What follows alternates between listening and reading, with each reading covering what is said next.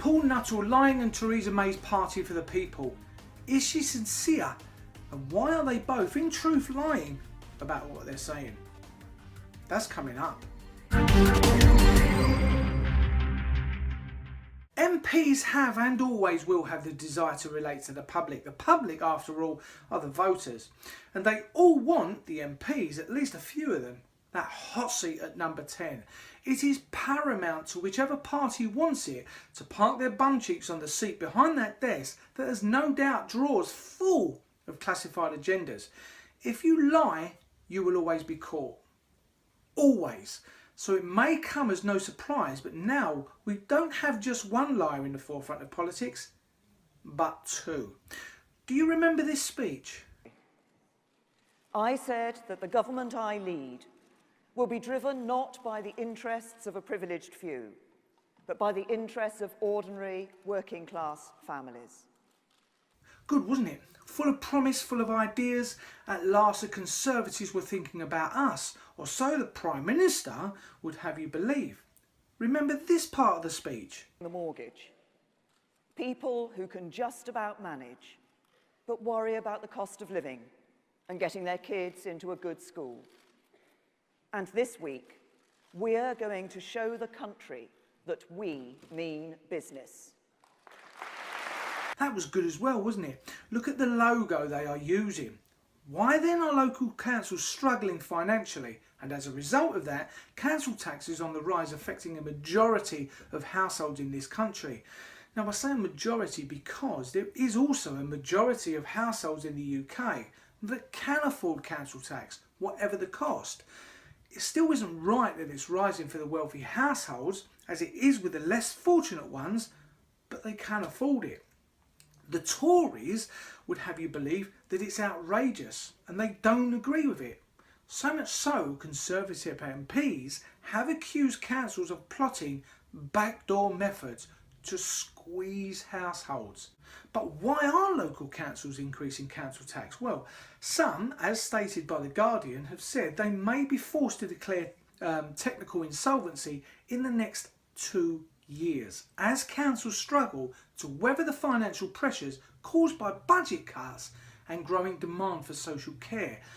But who makes them cuts? Well, the government, who are at the moment obviously the Conservatives. But they are disgusted by councils putting up council tax. But something don't add up to me, because they certainly aren't disgusted by lowering continually corporate tax, something I and many people before me have pointed out so many times. So, party for the people? I don't think so. It's a facade yet again to fall in line with what we are thinking, or maybe thinking, and what we want. A bit like UKIP, another party that would do absolutely anything to get the popularity vote.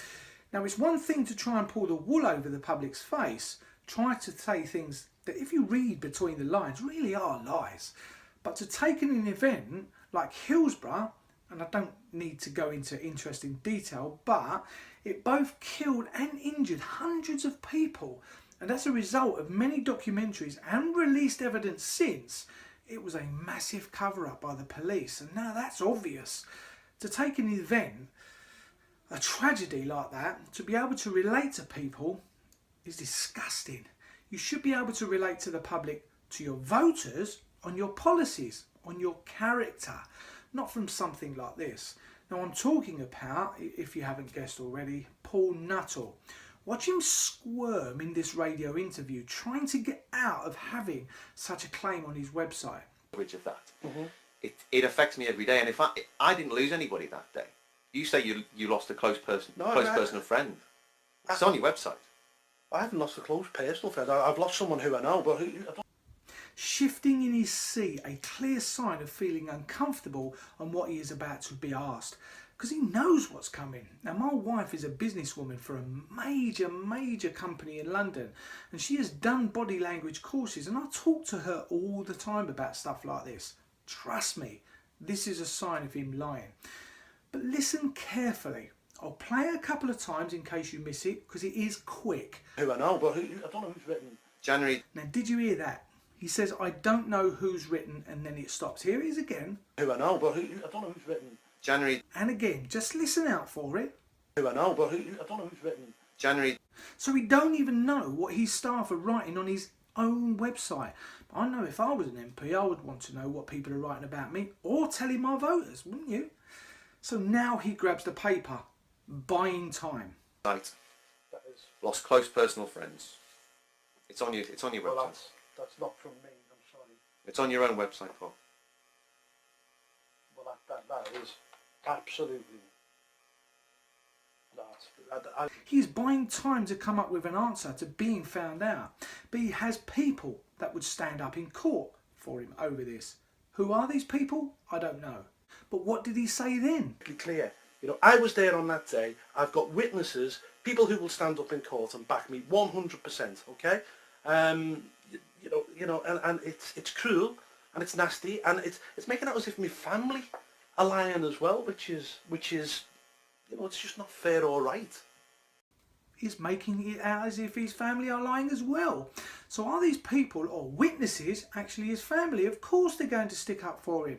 And if these people are members of his family, then say that. The website, of course, is down and has been completely shut down, stating that it was his press officer who was to blame and that Paul Nuttall has not accepted her resignation yet, mate, because it wasn't her fault, that's why.